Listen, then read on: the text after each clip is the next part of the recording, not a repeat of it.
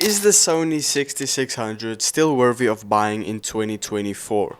Or is it just better to go with a cheaper camera like the 6400 or even your iPhone? Well, I've been using and testing this camera for over a month now, so let's talk about it.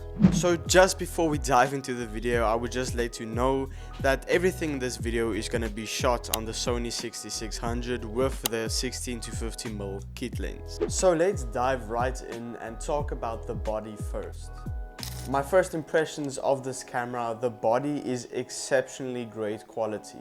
Especially when I have shot before with the 6400, holding this in my hand is just 10 times better. Considering it has a bigger battery which makes the grip so much more bigger and it just fits seamlessly in my hands.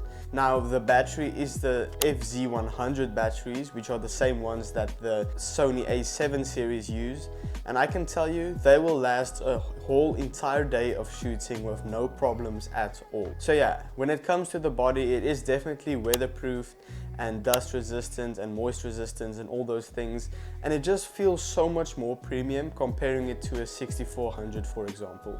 With the flip out screen, which I found extremely useful, especially doing these talking head videos, I can look at myself and I'll see where the focus is at and how the frame looks and everything like that. So yeah, overall the body and the buttons and everything is perfect, but there is one thing, which is the record button.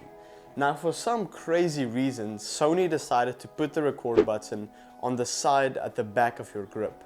Now this is not ideal, especially for me who's a single shooter, so every time I have to go find the button there at the back and then press it. So it's definitely not the wisest choice to put your record button there, but I mean it works, but I think personally they should have just put it at front or somewhere else. But literally that is the only flaw. Now let's go talk about the photos. Now the photos on this camera is also exceptionally good considering it has a 24 megapixel APS-C sensor. Now when I compare these photos with the photos on my iPhone, they kind of look the same, but the moment you zoom in, then you'll see where this Sony really takes flight.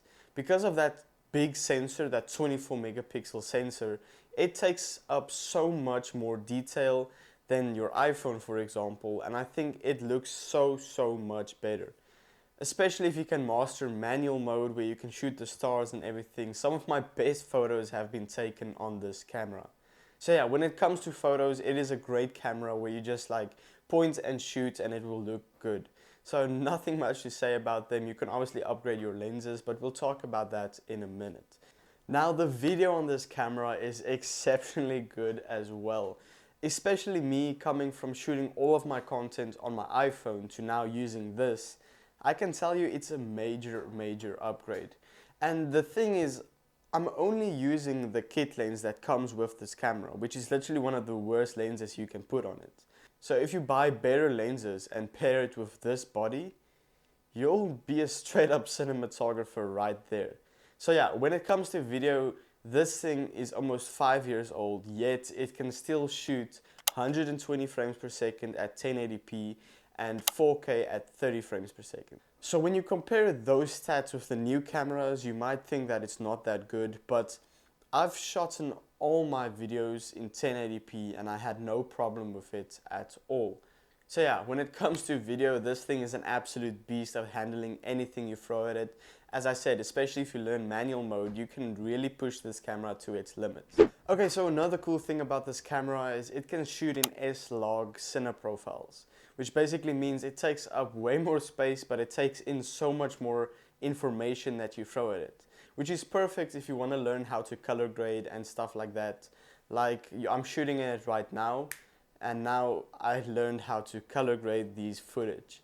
Now another big reason I bought this camera instead of the 6400 is the autofocus. Now the eye tracking autofocus is extremely fast when it comes to this camera. Like while I'm talking to you, I have a block on my eye which tracks literally everywhere I go, which is pretty cool. So yeah, the autofocus, I had no problem at all. You get eye autofocus, face autofocus. If I put my hand here, it will start tracking my hand and then back to my face. So it is extremely extremely fast and I really love it a lot. So yeah. Okay, but let's say you want to buy this camera for other reasons than just sitting in a studio and doing nothing. Well, what if you want to vlog with it? Now, for a vlogging camera, this thing is also exceptionally well at doing, especially with that steady shot that's built into this camera, which is yet another feature that the Sony 6400 don't have. So yeah, if you want to do vlogs or if you want to become a vlogger, this is an amazing camera to do that with, just to vlog your everyday life. So let's close this video, but we still have to talk about the price. Okay, so before we finish the video, let's, as I said, talk about the price of this camera.